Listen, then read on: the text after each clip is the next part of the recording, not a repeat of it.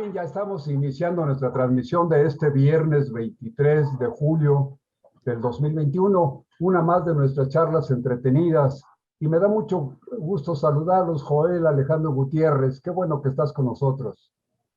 Aquí estamos, Rafa, como todos los viernes, Qué dispuestos bueno, a qué bueno. continuar con este ejercicio, le decía yo, democrático, plural y libertario.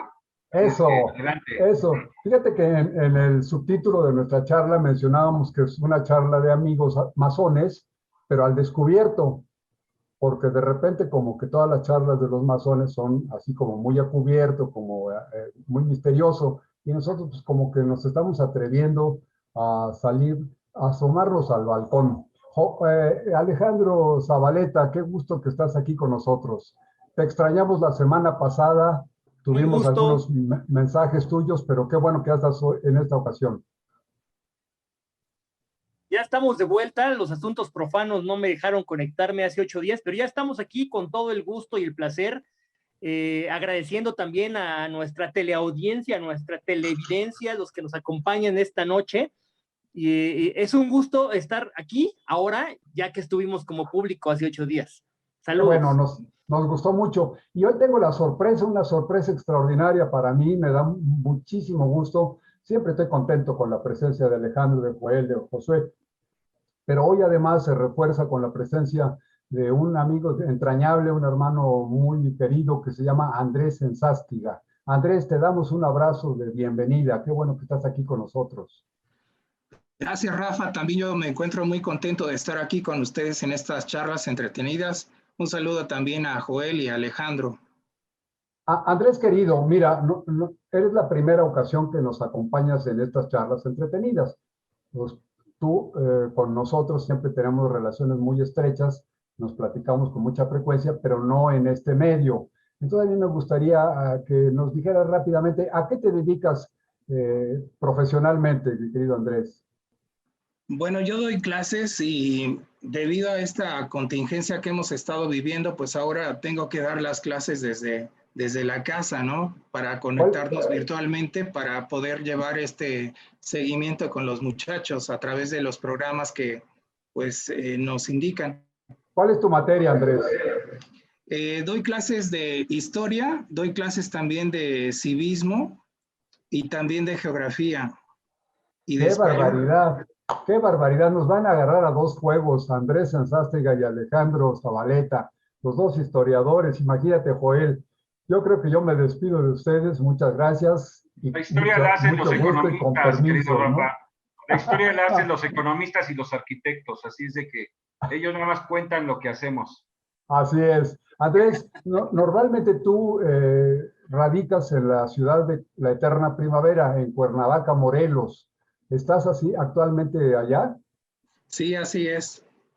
Tengo poco de haber regresado justamente de la Ciudad de México, donde estuve viviendo pues con mi esposa y trabajamos un tiempo por allá en una empresa, más o menos como unos 4 o 5 años. Ah, pues ya también. Entonces, digamos que Andrés es semichilango y ahora es habitante de la ciudad de la Eterna Primavera. Qué envidia allá a Cuernavaca, pues nosotros nos vamos solamente de vacaciones. Bueno, pues mucho gusto, les agradezco mucho, saludando con mucho afecto a todos los que nos acompañan en estas redes sociales y agradeciendo las preguntas, las consultas que nos hicieron a raíz de la charla de la semana pasada. Estábamos hablando, no sé si recuerdas, Joel, cómo nos quedamos. Estábamos hablando, pues nos hemos ido encarrilando en hablar históricamente de la intervención de la masonería en la vida social y política de nuestro país. Y hablando de eso, nos fuimos al principio desde los orígenes, fuimos avanzando poco a poco y finalmente llegamos a más o menos la mitad del siglo XIX. Y como que ahí pues hubo materia para mucha plática, tocamos muchos temas, algunos de nuestros compañeros y amigos nos tocaron, nos mencionaron algunos otros, se habló inclusive, pues dimos un salto como de 50 años para hablar de don Porfirio Díaz, no en la época juarista, sino casi prácticamente en la época de la Revolución. Entonces en esas hemos estado, pero creo que pues todavía hay materia para seguir discutiendo en ese sentido. Hemos tenido discusiones verdaderamente violentas y acaloradas. No, ni tanto, Rafa. Creo que han sido ecuánimes. Sin embargo, sin embargo, yo creo que el calor se encuentra allá afuera. Hay gente que puede pensar que lo que se dice aquí está revelando demasiados secretos y está contraviniendo las más grandes leyes masónicas impuestas desde 1770. Entonces, Pero vamos mira, con que...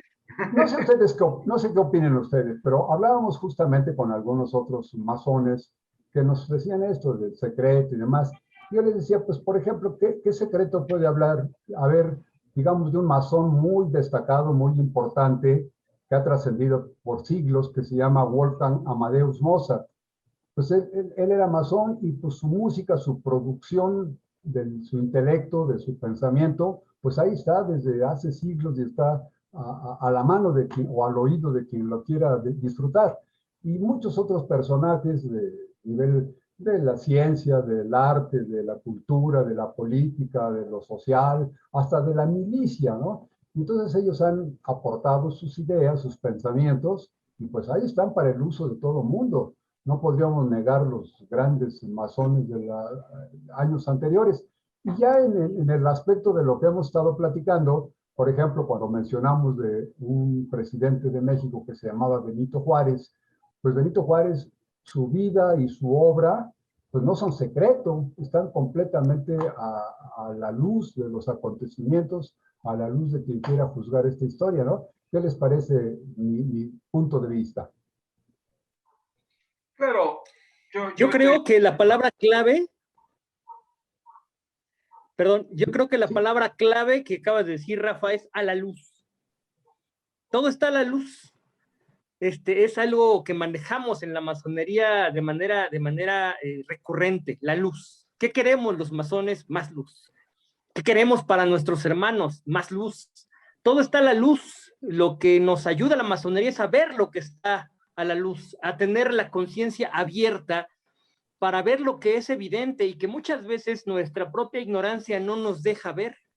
En algún momento dado tú nos comentabas que una piedra se esconde entre otras piedras y ahí jamás la vas a encontrar, pero el gran valor de una piedra preciosa se encuentra solamente sabiendo buscarla, y esa es una de las enseñanzas más importantes de la masonería, saber buscar y saber ver lo que está evidente para todos, pero que no todos logran ver.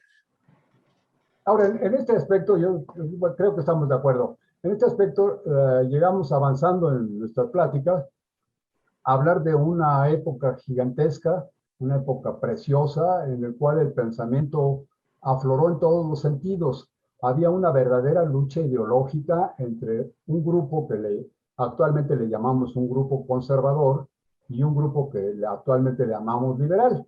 Entonces, como si se pudiera encajonar así claramente el pensamiento del ser humano, pues se hicieron esas dos grandes divisiones, ¿no? Liberales y conservadores. Y tanto los unos como los otros estaban organizados dentro de la institución masónica, de manera es que pues las discusiones dentro de las logias se daban así de fuertes y de brillantes y con todo el entusiasmo y con todo el valor y la actitud positiva de cada quien, de decir, pues mis teorías, mis pensamientos, mis inclinaciones son a conservar el statu quo, es decir, a que las cosas no cambien porque así estamos bien. Y otro grupo, pues como siempre, que pensaba en no me gustan las cosas como están, entonces hay que modificarlas. Y esto, por ejemplo, en la ciencia dio lugar a cosas maravillosas en el pasado. Durante muchos siglos, algún grupo de pensadores, de científicos, estaba convencido de que la Tierra era plana y de que la Tierra era el centro del universo.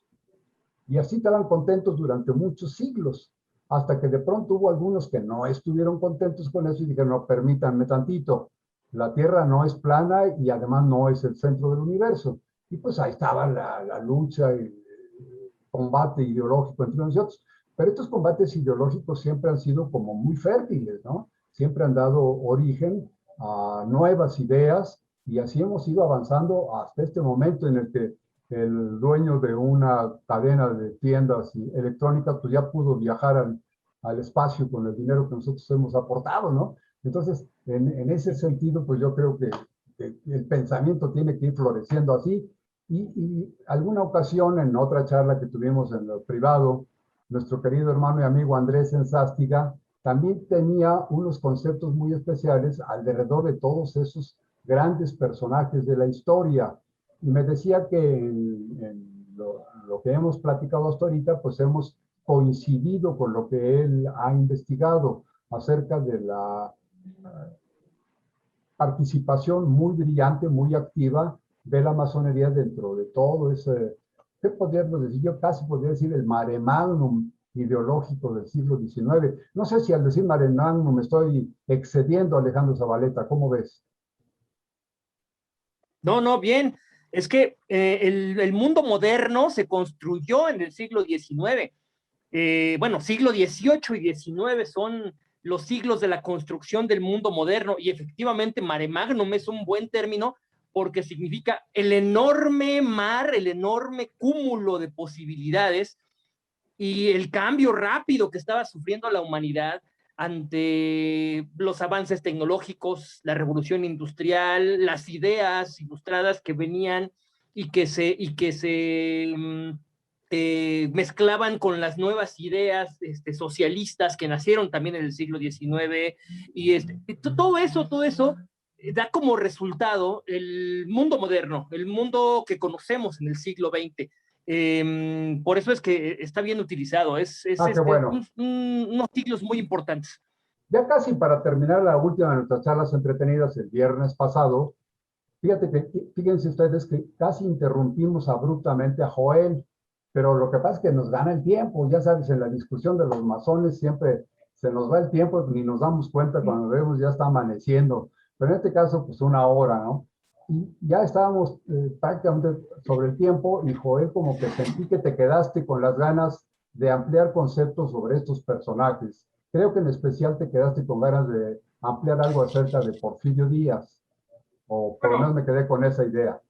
cuando estábamos hablando de Juárez, me quedé con muchas ganas de hablar de Maximiliano. Y cuando estábamos hablando o terminando de hablar o empezando a terminar de hablar del juarismo, me quedan muchas ganas de empezar a hablar de Porfirio.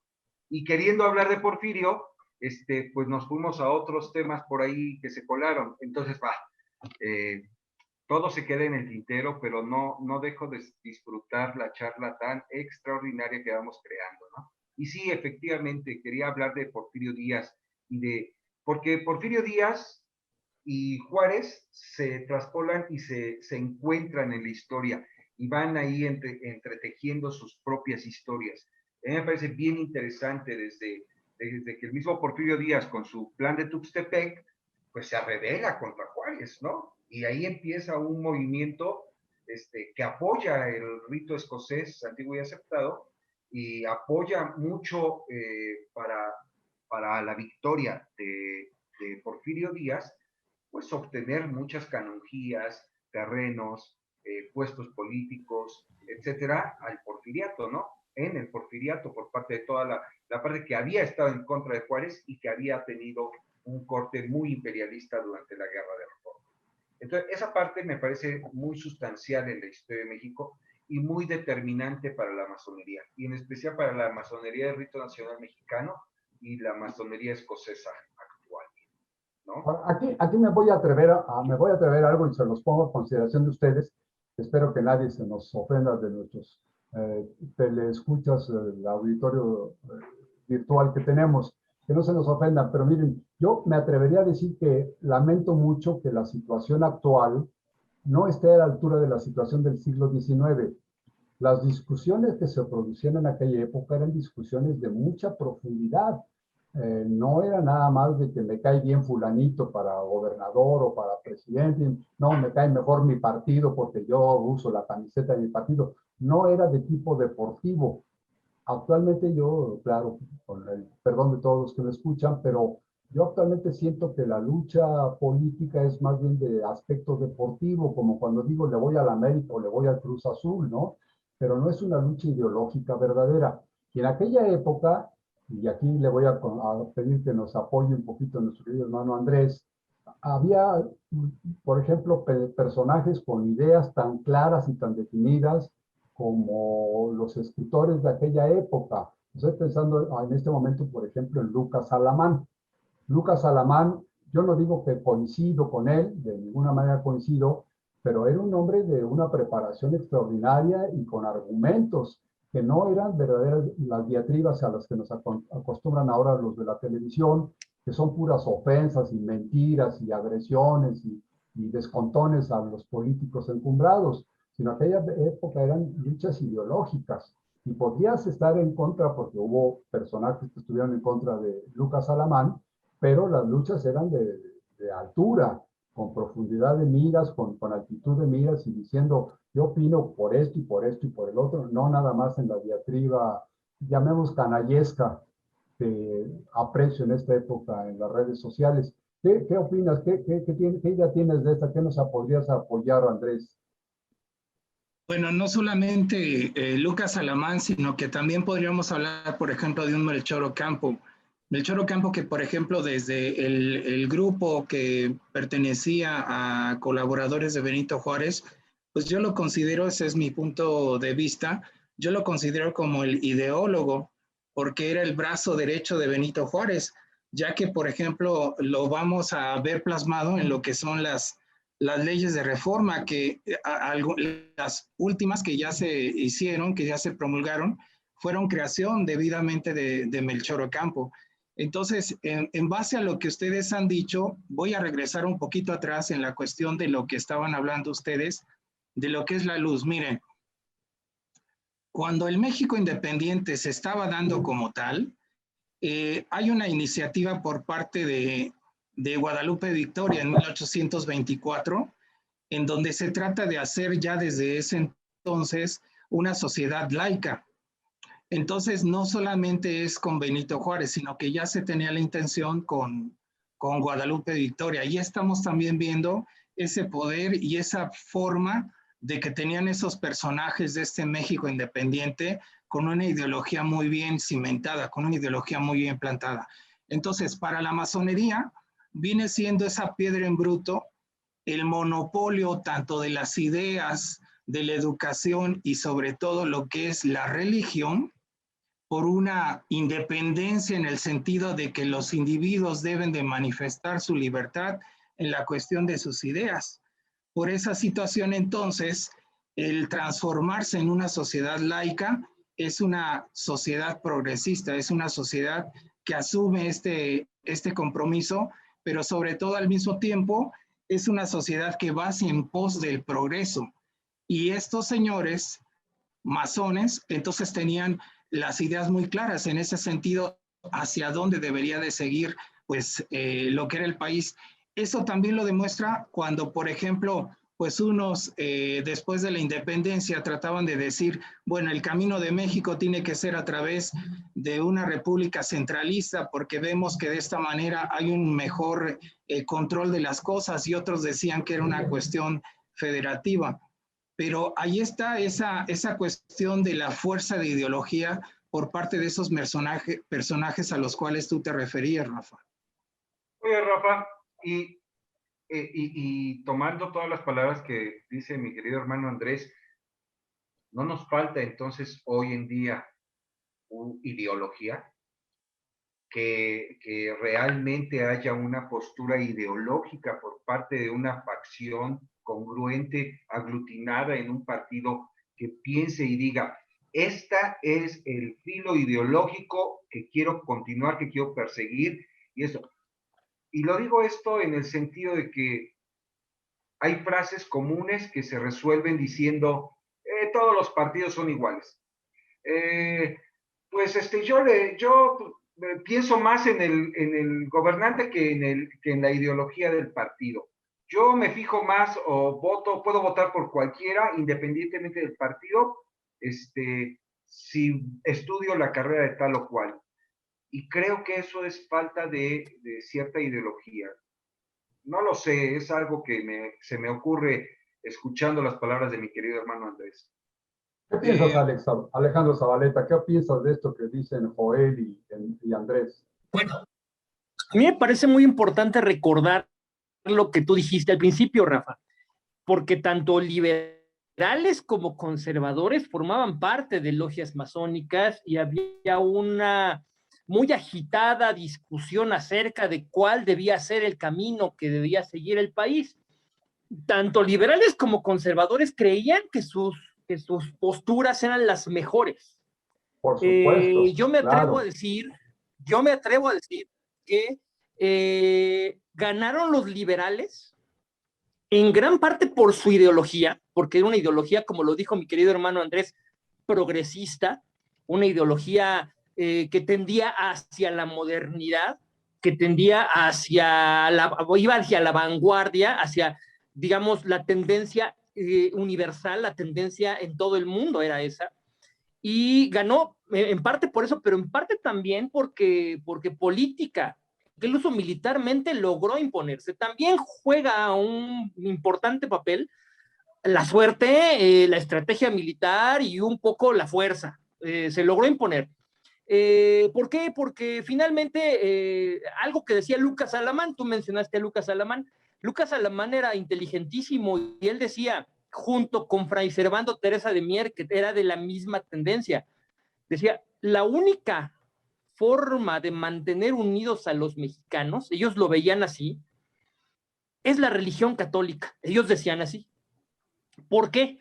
Porque somos un país tan diverso y un país tan diferente, con tantas regiones, con tantas etnias, que la única forma de unirnos hasta el momento, decían, es que todos somos católicos. Es la única forma. Aglutinarlos.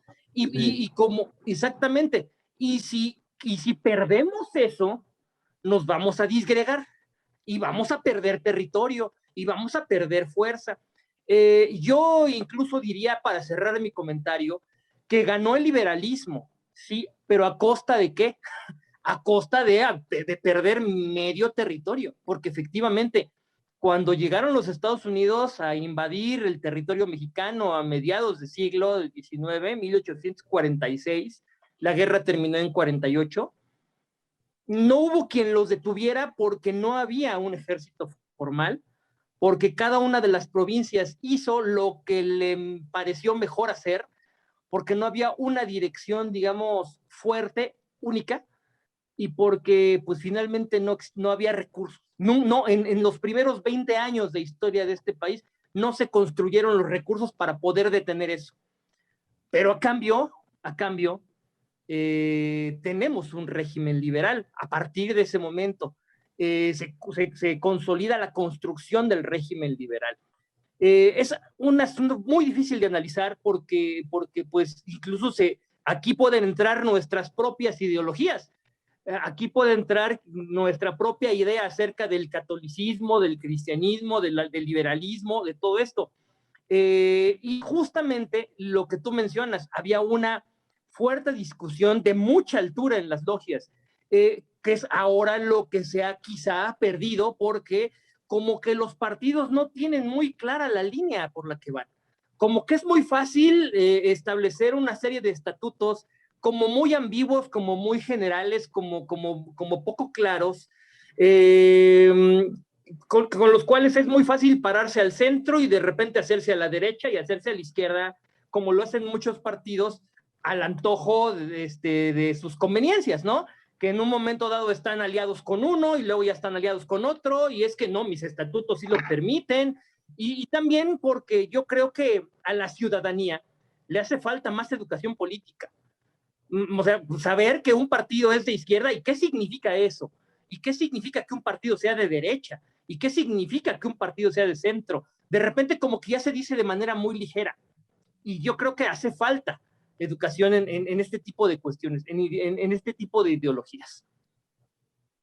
Yo estoy totalmente de acuerdo. Miren, aquí me voy a otra. Ya saben ustedes que soy hocicón de naturaleza y que me atrevo a decir cosas.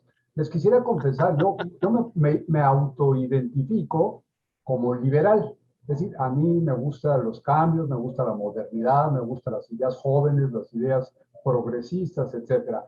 Realmente creo que no podía estar encajonado en la parte conservadora. Y bueno, esto nos trae muchos riesgos y muchas muelas fracturadas, ideológicamente hablando. Pero bueno, así me identifico. Pero por ejemplo, a Lucas Alamán, ya con esto terminaré yo de hablar de don Lucas, porque ya se está removiendo en su tumba el pobrecito de don Lucas Alamán. Pero Lucas Alamán, pues es absolutamente contrario a mi pensamiento. Prácticamente todas las ideas de Lucas Alamán son diferentes de las mías. Sin embargo, lo respeto mucho por lo que acaba de decir Alejandro, por su capacidad intelectual y su forma de estudiar los problemas. Y lo comparo, por ejemplo, con seres tan lamentables como Jorge Castañeda de nuestra actualidad. Escucho las barrabasadas de Jorge Castañeda y leo algún texto de Lucas Alamán y digo, caramba, una distancia del cielo a la tierra. Y luego veo, por ejemplo, a este señor Krause, y lamentabilísimo lo que él critica del régimen, en el nivel que lo critica, y todo el coro de reporteros, locutores de la televisión y los pseudoperiodistas que se apoyan en el dicho de ellos, pues refritean los comentarios. En el argot de periodismo, refritear es tomar una misma idea, darle una barnizadita, cambiarle ciertas palabras y sacar la misma idea. Bueno, ellos refritean los mensajes de estos personajes y queda peor de lamentable. Si el original es lamentable, imagínense los copiadores, ¿no? Señoras y señores que se dedican al micrófono, puras tonterías. Entonces los comparo, no por objeción personal, ¿no? Sino comparo la producción, los argumentos, el estilo de pensamiento de Lucas Alamán, con el cual no coincido, pero de una calidad extraordinariamente diferente a la de los personajes que les menciono. ¿Cómo ven en este sentido? A lo mejor estoy siendo Sí. injusto No, contra Rafa, los actores. no, Rafa, tienes toda la razón. Mira, por ejemplo, de Lucas Alamán, él es al que se le ocurre la inclusión del sistema métrico decimal en México y sobre todo lo que es en la cuestión de las artes, pues alguna aportación a lo que fue la Academia de San Carlos. Entonces, esas aportaciones, sobre todo su obra, que son disertaciones sobre la República Mexicana, que son 3 volúmenes, que son una especie como de reflexiones de hacia dónde debería de ser o debería de ir el país. Esa es por una parte en relación a lo que es Lucas Alamán. Pero también debemos de recordar y tomar como ejemplo en esta cuestión hacia dónde tiene que ir un país, por ejemplo, los Estados Unidos. Los Estados Unidos cuando llegan a la costa del este, es entonces cuando ya traían un plan. No solamente fue un grupo que se sale por cuestiones de demografía, por cuestiones de persecuciones religiosas, sino que traían un plan ya estructurado. Posteriormente, cuando se hace lo que es la doctrina Monroe, es entonces cuando ya también traen un plan de cómo debe de expandirse ese país, de cómo debe de progresar ese país. Y ahí es cuando en 1822, a través de este cónsul de México que se llamaba William Tyler, es entonces cuando entra Joel Roberts Poinsett, pero lo hizo en calidad como de agente de espionaje. Entonces él lo que hizo fue investigar cómo se encontraba ese México independiente, cuáles eran sus carencias, cuáles eran sus puntos débiles, pero sobre todo, ¿saben qué era lo más importante? ¿Cuál era la amenaza que podría presentar a futuro este país? Entonces todas estas anotaciones las enviaba a punto Poinsett para que de esta manera entonces se empezaran a de alguna forma elaborar aquellas situaciones que en el futuro le crearon a México, el perder el 55% de su territorio, el hacer un tratado con México en la cuestión de quitarle lo que era Texas, que en un principio se había planteado el pagarle a México una cantidad de 4 millones de pesos, cuando en realidad ya cuando se hizo el tratado acá en esta ciudad fronteriza fue de 15 millones de pesos, que algunas fuentes pues narran que en 6 meses esa cantidad, la élite política de ese momento, pues lo desapareció, lo malgastó. Entonces, si comparamos este proyecto con lo que fue, por ejemplo, Santana, Santana solamente fue un caudillo, Santana fue solamente un guerrillero, por llamarle de esa forma, que trataba de detentar el poder, pero no había una iniciativa de un plan hacia dónde que tenía que ir el país. Simplemente en estos momentos, si nosotros preguntamos cuál es el proyecto de nación que hay para el país, no existe. Y eso no lo tiene ningún partido político hasta el momento. Entonces, Pero a ver, ahí es en donde nosotros creo que podríamos empezar a ordenar la casquilla para que de esta manera se conduzca el país hacia donde debe de ser. Miren, otra de las cosas que también puedo aportar es que hay una obra de Jesús Reyes Heroles que se llama El liberalismo social. El liberalismo social que parte de una cuestión en donde toma los preceptos más importantes de lo que es la economía, la libertad y... Espérame un poquito, mi querido Andrés, porque si no ya nos brinca 100 años. Espérame, Sí. porque si no, ya don Jesús Reyes Heroles y su coñac, pues ya fueron Sí. de mediados del siglo XX, entonces sí nos podríamos saltar 100 años, y entonces a mí se me van las cabras, francamente. De pronto ya no sé Sí. ni de qué estamos hablando. Entonces Espérame la tantito. idea de... Sí, Sí, la idea sí, de él dime. básica es, por un lado, promover ese liberalismo que te va a traer como consecuencia un capital y todos estos tipos de cosas, pero al mismo tiempo repartir esa riqueza en aquellos sectores en donde no llega esta riqueza, en donde no llega este ingreso. Entonces, desde ese punto de vista, a mí se me hace algo interesante. Claro. Ahora, Andrés, Alejandro quería platicarnos algo. Ahorita que mencionó Andrés a don Jesús Reyes Heroles, pues no le quito ningún valor a don Jesús Reyes Heroles. Fue un hombre muy culto, un gran político, pero no supo educar ni a sus hijos. Sus hijos salieron un par de truanes que hasta se andaban robando petróleos mexicanos. Y entonces es un hombre que es candil de la calle, pero oscuridad de su casa. Me estoy mandando. Alejandro, te escucho. Sí. Bueno, yo quiero decir que debemos tomar en cuenta que existen dos Lucas Alamán. Un Lucas Alamán antes de la guerra del 47 y un Lucas Alamán posterior. Sí. La gran obra de Lucas Alamán es la historia de México. Y en la historia de México de Lucas Alamán, él hace todo un recorrido histórico desde antes de la independencia y todo lo que lleva México. Y en los últimos capítulos dice lo que tenemos que hacer de acuerdo a nuestra tradición, a nuestra historia, a nuestro devenir, a nuestra circunstancia es, y se avienta una receta de cocina de lo que hay que hacer. Cuando fue ministro de Economía, cuando fue ministro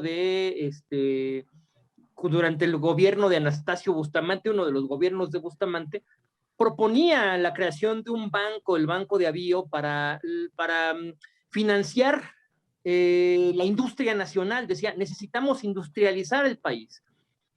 Lo intentó por varios medios, nunca lo pudo hacer, nunca lo pudo lograr. Y entonces, cuando ve que nadie le hace caso, cuando ve que liberales de tan gran fama como el doctor José María Luis Mora, que es uno de los precursores del liberalismo de los años 30, que estuvo haciendo las primeras leyes liberales junto con Valentín Gómez Farías, algo que ya mi querido hermano Joel ha mencionado anteriormente, de repente piensa que no es momento de industrializar el país, sino de hacer lo que participa en el concierto de las naciones como simple y llano productor de materias primas, le da tanto coraje, y después viene la pérdida de la mitad del territorio, le da más coraje todavía y se radicaliza. En el año de 1849, si no me equivoco, 48-49, se funda el Partido Conservador. Y no es lo mismo el conservadurismo anterior al Partido Conservador que el del Partido Conservador. Ese sí ya es un conservadurismo del que no le gusta a nadie, del decir, no, hay clases sociales y los de abajo abajo y libertad para nada más para los que nos la merecemos, etcétera. Ahí es otro Lucas Alamán, pero hay que entender que también ya está viejo.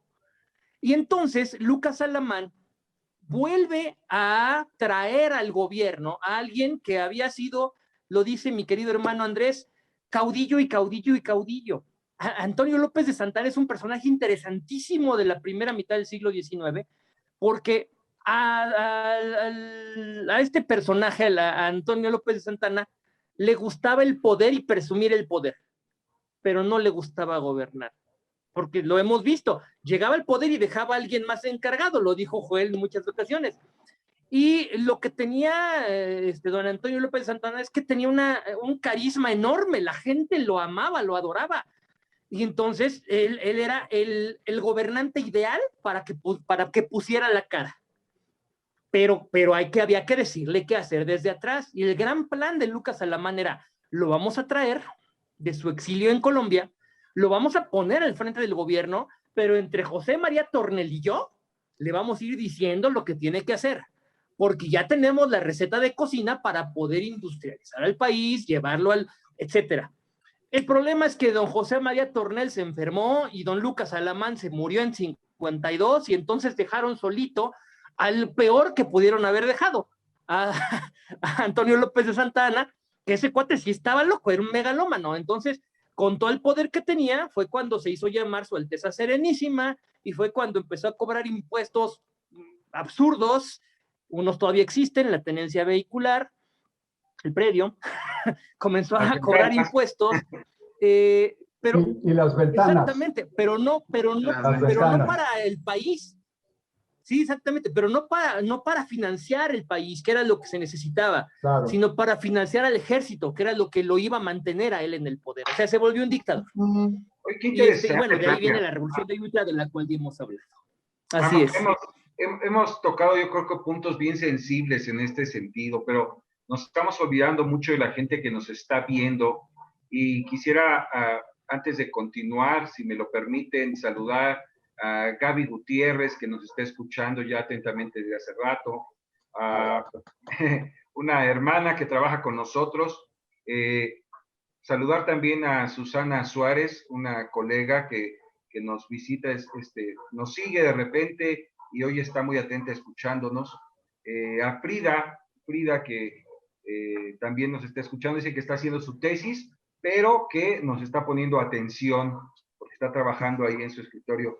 Y a Acapulco, que nos está escuchando también nuestro querido hermano Benito, que está por allá. Un saludo fraternal a todo el oriente de Acapulco que nos escucha y que siempre está pendiente con nosotros. Y bueno, pues recordarles siempre que estamos aquí los viernes, 8:30 de la noche, y que esperemos que continúe siguiéndonos en este ejercicio si no es de divulgación histórica, pues sí es un ejercicio democrático, de pensamiento liberal, y donde vamos a poner todas las ideas, duélale a quien te duela, incluso nos pisen o no nos pisen los callos, ¿no? Porque yo sí creo que hay proyecto de nación en esta nación. ¿Hay proyecto de nación? En esta nación, yo sí creo. No te escuché con claridad, Joel. ¿Hay proyecto de nación, decías? Claro, yo sí creo que hay proyecto de nación en este momento. Ah, claro. Fíjate que ahorita que menciona esto, Joel, querido, por supuesto su profesión es de economista, entonces tiene también un punto de vista pues, influido por esa materia. Mencionó Alejandro Zabaleta a otro personaje, José María Luis Mora, y creo que es en una esquina está Lucas Alamán y en la esquina, en el ring, en la esquina contraria, está José María Luis Mora. Y este es justamente los choques ideológicos a los que yo me refería al principio. ¿Cómo hablar de José María Luis Mora y cómo compararlo con un personaje que pues, también queremos mucho y apreciamos, le mandamos un abrazo con mucho cariño? Pero, por ejemplo, nuestro amigo Noroña, ¿cómo podría yo comparar a Noroña con José María Luis Mora? Y digamos que ambos son progresistas y ambos son liberales y todo, pero el nivel de comentarios, el nivel de preparación intelectual, la altura de sus argumentos, pues no se comparan de mi buen amigo Gerardo Fernández Noroña con aquel hombre José María Luis Mora. Y esto es lo que decía, ahorita como que hemos sentido, no sé, lo pongo a consideración de ustedes y del público que nos está viendo, hemos hablado de personajes, pero yo insisto mucho en que cuando hablamos de personajes, estamos haciendo un poco el juego de la historia oficial, que habla de que son en el idioma actual, ese idioma gringado, el self-made man, es decir, el hombre hecho a sí mismo, ¿no? Pero realmente no existe este tipo de personajes, por mucho que pues, son motivos de novelas y todo, que solito, después de ser un pastorcito en Guelatao, pues llega a ser el benemérito de las Américas. olvidamos la acción de los conjuntos. Y la acción de los conjuntos son los conjuntos intelectuales de discusión que van formando la ideología y además colocando al personaje.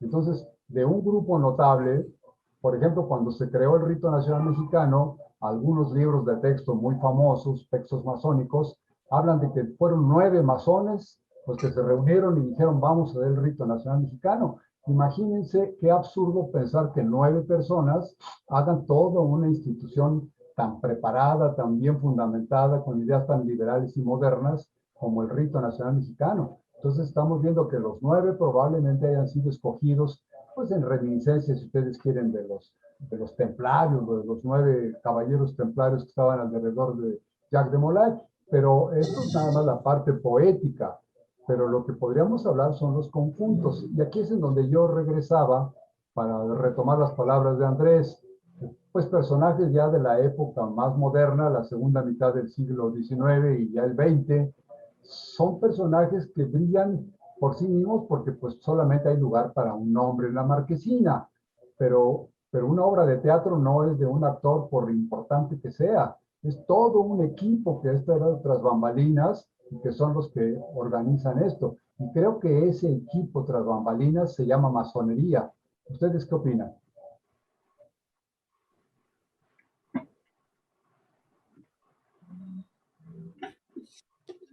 No hubo sonido. Perdón, adelante, ¿Va? Alejandro. ¿Fuerzas? Adelante. Ahora, Es que ahora te vi todos. como haciendo el amague y dije, mejor va. Yo estoy completamente de acuerdo. Es como en las películas. Uno dice, nosotros los pobres de Miguel Zacarías, siempre se dice al director. Pues sí, pero el director es nada más el que encabeza toda una serie de personas que están ahí detrás de cámaras, que son los que finalmente hacen todo el trabajo, ¿no? Y que son reconocidos siempre hasta el final en los créditos, ahí están. Nada más que no a todos les gusta quedarse a ver los créditos de las películas, esa es la cuestión. Yo diría que haciendo digamos, la comparativa en un ejemplo a lo mejor muy burdo, aquellos que les gusta hablar del héroe como el personaje escogido y maravilloso en la historia, son como aquellos que terminan de ver la película y dicen, órale, qué padre. Nosotros los pobres de Miguel Zacarías, ¿no? Pero no se dan cuenta, o peor, nosotros los pobres de Pedro Infante, que ni siquiera es el director, es nada más el protagonista, ¿no? Y que no se dan cuenta que hay todo un equipo detrás. Aquellos otros que a lo mejor ya reconocen ahí al director y aquellos otros que son los que, digamos, se meten, se quedan a ver todo en inglés es el crew, todo el conjunto de personas que formaron parte de este producto, ¿no? La historia es igual. Sí existe un individuo destacado, que es el personaje, y que además es una tendencia natural del ser humano. El ser humano cuando cuenta historias normalmente las cuenta en tono épico, en tono de aventura. No siempre son en tono de aventura las cosas, pero por eso es que se necesita un personaje central. Pero está también la acción del conjunto, lo dijiste tú, la acción de los pueblos, la acción de las circunstancias. Decía Antonio Ortega Set, José Ortega Set, yo soy yo y mi circunstancia. Finalmente no puede una persona retraerse a su realidad y a su circunstancia, porque además el hombre no tiene naturaleza, tiene historia, lo decía. Y finalmente eso es lo que hay que tomar en cuenta, todas las circunstancias que hay alrededor de un personaje para poder hacer una semblanza más cercana de ese personaje y acercarlo a ser persona, porque un personaje es ficción, es ficticio, y una persona es real. Por eso yo hablaba de 2 Lucas Alamán, no es el mismo. Son 2 diferentes. Llegó un momento en que se hartó y dijo, no, esto tiene que hacerse por la fuerza. No le alcanzó el tiempo, se murió. Y lo mismo podemos hablar de varias facetas de Benito Juárez y varias facetas del Nigromante y varias facetas de los hermanos Flores Magón cuando se radicalizan, por ejemplo, y varias facetas de cualquier personaje de la historia. Ahora, a ver, entrando un poquito en las indiscreciones, que a mí me encanta ser indiscreto, soy como el chismoso de la ventana. Entonces, Me preguntaba alguien, entonces todo esto que hemos estado platicando durante las últimas 6, 8 charlas, nos haría dar una impresión de que en la masonería todo es esto, todo es la política. Todos estamos hablando de los presidentes, los gobernadores, los diputados, el Congreso, la Constitución. Y entonces, ¿de dónde viene toda esa enorme cantidad de literatura, toda esa enorme cantidad de libros que se escriben acerca de otros aspectos del pensamiento humano, como por ejemplo lo trascendente, lo espiritual? Se acusa a la masonería, por ejemplo, de hacer prácticas de brujería y de religiosidad y de cosas de esas. No creo que sea mentira. Creo que también es otra faceta que la institución masónica atiende, porque no a todas las personas les interesa la política. Entonces, si alguien quiere pertenecer a la masonería, pues se va a aburrir al decir, no, pues a mí no me interesa estar hablando de López de Santa Ana, yo quiero hablar mejor de Paracelso o de Serge Reynaud de la Ferrier o qué sé yo, del espiritismo, de Alan Kardec. Esos temas, ¿cómo ven? ¿Se han abandonado o alguna vez se abandonaron? No, bueno, yo siento que no, Rafa. Lo que pasa es que hay en intereses y en gustos. Por ejemplo, cuando los hermanos entran a la masonería, pues hay un abanico en donde ellos, a través de lo que van aprendiendo en esta cuestión simbólica, lo van aplicando a estas situaciones en donde ellos tienen más interés o más gusto. Por ejemplo, ahorita que estabas mencionando la cuestión de la trascendencia, pues se me vino a la mente, por ejemplo, la obra del Fausto de Goethe o de Goethe, en donde, por ejemplo, ahí tenemos dos personajes fundamentales, que es el doctor Fausto y este demonio de Mefistófeles. Mefistófeles, dentro de lo que es la división de demonología, es ese demonio que seduce a los hombres a través del raciocinio, de la lógica y sobre todo de la ciencia. Entonces, Mefistófeles hace aparición en esta obra, pero ahí es en donde viene un cambio por parte de este personaje llamado Fausto, el doctor Fausto, que a cierta altura de su vida, pues entonces decide cambiar y decide experimentar otras cosas que no lo hizo en su juventud. Entonces, ahí es en donde podemos ver nosotros esa situación. Ya en otras emisiones de estas charlas entretenidas, pues alguien por ahí mencionó que qué podíamos mencionar acerca del demonio, ¿no? Yo lo que podría decir, refiriéndome a esta cuestión del doctor Fausto, es que así como hay una clasificación de ángeles, hay también una clasificación de demonios. Por ejemplo, en los sumerios había un demonio con garras y con patas de dragón y con cara de reptil que se llamaba Pazuzu. Este personaje, pues lo único que provocaba en esa cultura, pues eran todos los males, todas esas pestes. Pero también viene otra situación, por ejemplo, Iblis en el Corán es este personaje que no se arrodilla ante la invención de los hombres, que son hechos a través de lo que es el lodo, que también se llama humis, y de ahí se deriva en humanidad. Entonces, que son moldeados. Por ejemplo, en la religión de los Yoruba está también la cuestión de este personaje que se llama Olosi, que ya estaba ahí, que no es creado como los demás orishas. Y entonces hay una parte en donde un personaje, un orisha que se llama Obatala, está creando a los hombres a través, qué curioso, del lodo, le encarga eso Olofi, y entonces él empieza a agotarse el agua al moldear esas figuras y empieza a tenerse. Milagrosamente por ahí en un rincón aparece vino de palma, que es colocado por Olosi, este demonio que es considerado así, o habita, y entonces él empieza a ver distorsiones en la fabricación de ese encargo que le está haciendo Lofi, se va a dormir al otro día, entonces lo despiertan, y es cuando le muestra a Obatalá, a Olofi, lo que está haciendo y se da cuenta que hay unas partes rectas y hay otras partes que están chuecas. Pero entonces, Y eso, Andrés, sí, perdóname, entonces quiere decir que también este tipo de temas son parte del trabajo intelectual de los sí, masones. Digamos, son exacto. diferentes mitologías que han existido en todos los tiempos, en todas las épocas. Así como nos dice Andrés, Joel, ¿qué opinarías respecto a ese tipo de mitologías, esa enorme caudal de personajes mitológicos. Tú tenías un término que me gustó mucho, hay algo que, arquetipos, decías tú.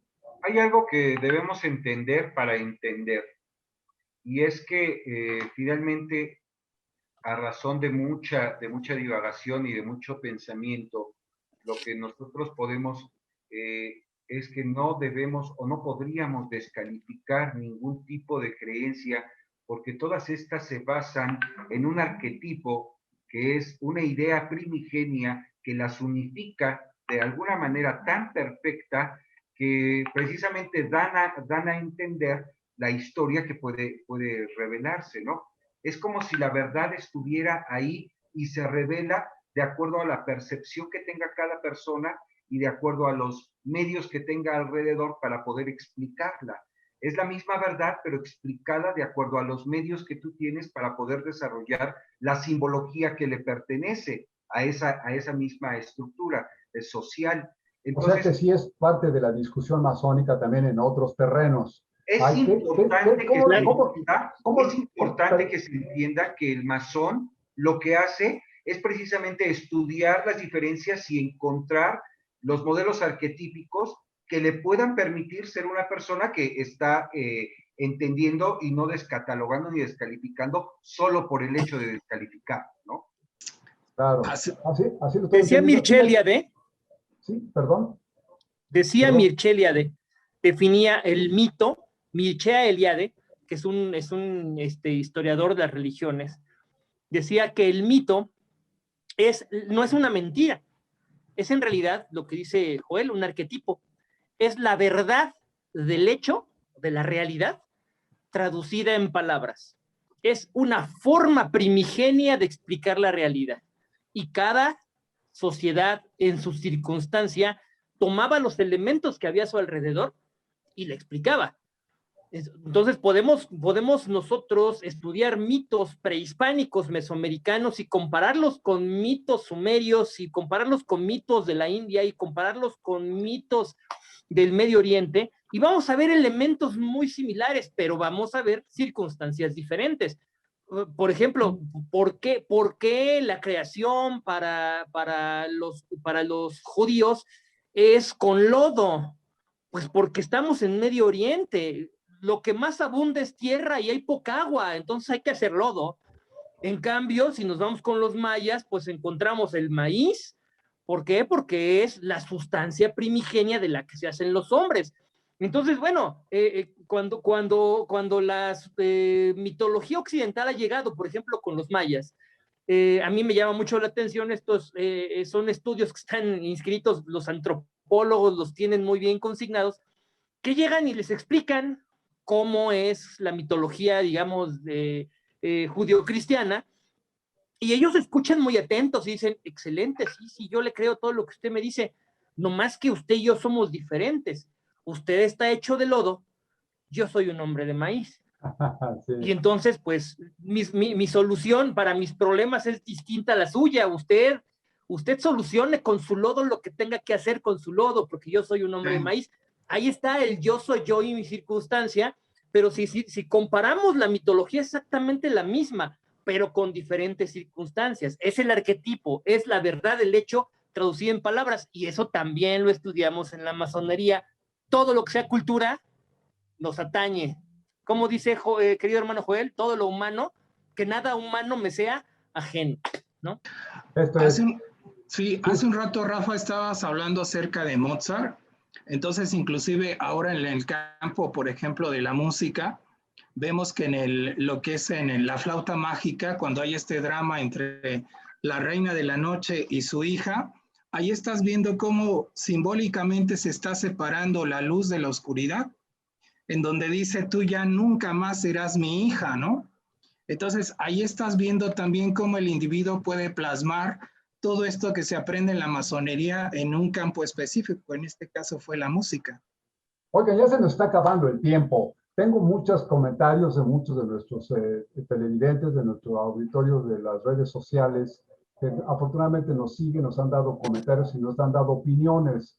Entonces, pues ya se nos acaba el tiempo, ya no podríamos tocar a todos los que nos han sugerido, todos los temas que nos han sugerido. Pero ¿qué les parece si en el transcurso de la semana le damos una leidita a los mensajes que nos han enviado? Y pues el próximo viernes, nos toca el viernes 30, ¿no? 30 de julio. El viernes 30 de julio a las 8:30 de la noche hacemos nuestra transmisión en vivo y tocamos algunos de estos temas.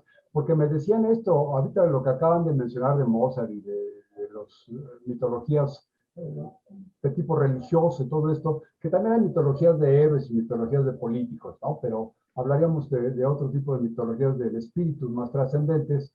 ¿Qué les parece si seguimos tocando este tipo de temas? Hoy les mandamos un abrazo a todos los amigos. Recordaba yo con esto que acaba de mencionar Alejandro, de que hace 8 días hablamos, al hablar también, al mencionar a los demonios, se mencionaba también la palabra abraxas. Y fíjense qué interesante con todo esto de los arquetipos. Varios de las definiciones que nos proporcionaron amigos muy apreciados y muy cultos, nos decían, abraxas es una piedra labrada que se utilizaba en la época no sé qué. Y es como si yo les dijera a ustedes, Cristo es una talla en madera, con los brazos abiertos, como que la descripción es pequeñita al tamaño Sí. del personaje, ¿no? Entonces, Sí. decir Abraxas es una piedra tallada, pues se me hace que nos encajonamos o nos metimos en una piedrita, y pues de ninguna manera sería el concepto. ¿Cómo ven si seguimos platicando de esto? No sé qué les parezca, nos falta para llegar a nuestra época actual, pues nos falta todavía siglo y medio o siglo y 3/4, ¿no? Para llegar a nuestras épocas actuales. Pero creo que estos temas que nos han sugerido algunos de nuestros ¿cómo se llama? Videoespectadores. No suena bien, ¿verdad? Bueno, Televisitantes, ¿cómo dijiste, Alejandro? Nuestro teleauditorio en general. Teleauditorio. Sí, porque nos escuchan de lejos, ¿no? Sí, así es. Pero fíjense, a propósito de esto, cómo se ha envejecido el idioma. Yo todavía uso un aparatito que le llamo teléfono. Y el teléfono, pues es algo para transmitir voz o sonido de lejos. Y para lo único que no lo utilizo es para eso. El teléfono no lo utilizo para transmitir voz a la distancia. Dice, pero le sigo llamando teléfono. En fin, como que se van cambiando los conceptos. ¿Ustedes creen que todo esto es una parte de charla trivial o son temas trascendentes que a los masones les interesan y que al público que quisiera ser masón también le interesará? Pues yo espero que les interese y es una forma de mostrar lo que se trabaja dentro de los talleres, de lo que hacemos al interior de la masonería. Es una posición de motivos, una exposición de ideas, de pensamientos, y eso es lo que trabajamos. Lo que intentamos es buscar la verdad, aunque finalmente en nuestra vida alcancemos un dejo de ella simplemente, y es un sueño, pues, poder alcanzarla. Entonces, yo creo que el ejercicio es increíble y no quisiera enfocarme que siempre hablemos o que nos vayamos históricamente. Hoy toca hablar de Juárez, mañana del siglo siguiente, del siglo siguiente. Yo creo que es una oportunidad, salvo lo digan nuestros teleescuchas, televidentes, es una oportunidad para dar respuesta a lo que a ellos les interesa saber de la masonería, a lo que se hace al interior de las logias e invitarlos a participar activamente en este movimiento de pensamiento para que se sumen a él y puedan transformar desde nuestra propia realidad hasta la realidad del país, ¿no? Oye, eso está bien bonito. ¿Cómo ven? ¿Se acuerdan eso que en las películas se lo he visto porque nunca lo he visto en persona? Que le dicen al testigo, ¿juras decir la verdad, solo la verdad y nada más que la verdad? Yo te preguntaría, Joel, ¿sí quieres decir la verdad y nada más que la verdad? ¿O te vas a guardar muchos secretos? Pues es un sueño, es un sueño. Se me hace que el Joel se va a guardar muchos secretos allí bajo la manga. ¿Cómo ves, Andrés? Yo te agradezco mucho que nos hayas acompañado hoy. Se nos está terminando el tiempo, pero quisiera por medio tuyo mandar un abrazo a todos los masones de Cuernavaca, Morelos, de todo el estado de Morelos, de toda esa región que es una región riquísima desde muchos siglos atrás, riquísima en pensamiento. Ahí está todo lo que ha ocurrido en el Teposteco y alrededor del Teposteco, ¿no? Que es un semillero de ideas, ¿qué podríamos llamar? ¿Esotéricas o trascendentes? Pues trascendentes, yo creo, porque ahí en el Teposteco, por ejemplo, hay una leyenda que se toma como leyenda, pero realmente los nativos de ese lugar dicen que es algo muy real. Pues vamos a tener que tomarle la palabra a Andrés y en otra ocasión platicamos de todo este tipo de misterios. Alejandro Zabaleta, te agradezco mucho. Tus dotes de historiador siempre nos ilustran mucho, nos dan mucha luz. Joel Gutiérrez también como economista y como pues, un estudioso de los movimientos socioeconómicos de nuestro país también nos da mucha luz. Y hoy tuvimos también un apoyo histórico y de gran conocimiento del maestro Andrés Enzástiga. ¿Quieren agregar algunos de ustedes algo más antes de que despidamos nuestra transmisión? Yo sí, Rafa. En primer lugar, gracias por la invitación para estar aquí con mis hermanos Joel, Alejandro y realmente contigo. Estuve muy contento en esta transmisión. Y para las personas que nos vieron, solamente dejarles esta pequeña duda. Dice en el Génesis, en el principio todo era caos y oscuridad, y entonces dijo Dios, hágase la luz, y la luz se separó de la oscuridad. Entonces, ¿quiere decir que la oscuridad es la madre de la luz? Con eso les dejo. Ah, caramba, pues ya me echó a perder la semana, mi querido Andrés, porque me voy a poner a pensar toda la noche, voy a despertar a las 4 de la mañana. ¿Qué sería la luz o la oscuridad? ¿Quién fue la gallina o el gallo el primero, no? Interesantísimo, Andrés, te agradezco mucho. Joel y Alejandro, ¿quieren agregar algo? No, nada más, me equivoqué en un apellido ahí, Susana Guzmán Suárez. Un saludo fraternal para ella, que nos escucha muy atenta. Un saludo a todos los que nos escucharon y bueno, pues invitarlos a que nos sigan continuando con nosotros, invitarlos para que se unan a los comentarios, dejen sus notas, sus preguntas, todo lo que necesiten. Nosotros podemos ponernos en contacto con ustedes y lo vivimos y lo discutimos y dentro de este trabajo interactivo que hacemos todos los viernes, ¿no? Un saludo para todos y bueno, yo estaría leyendo otra traducción del Pentateuco que lees tú, Andrés, y ya podremos discutirlo de otra manera, ¿verdad? Claro, claro. Buenas noches a todos, muchas gracias por su presencia. Alejandro Zabaleta, ¿qué más nos dices antes de retirarnos? Solamente agradecer, unirme al agradecimiento a todo nuestro auditorio, a todos nuestros espectadores, porque bueno, pudiendo hacer cualquier otra cosa en viernes en la noche, nos están siguiendo y eso quiere decir que están interesados en los temas que aquí tocamos y nos hacen un enorme favor. Es un honor para nosotros estar aquí con ustedes esta hora.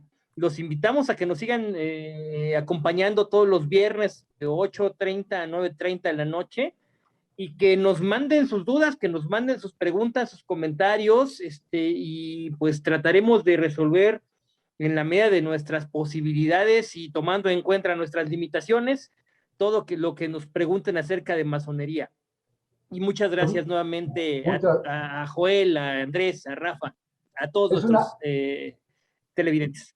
Una promesa que se convierte en amenaza. Nos vemos el próximo viernes 30 de julio, 8:30 en vivo por Facebook.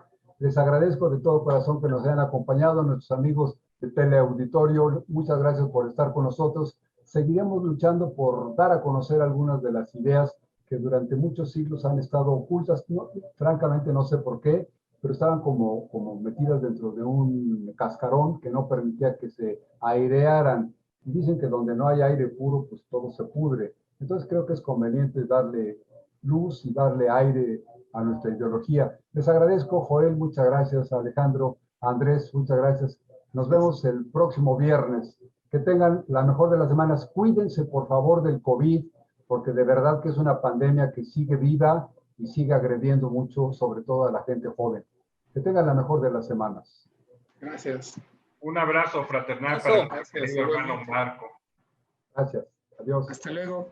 Gracias.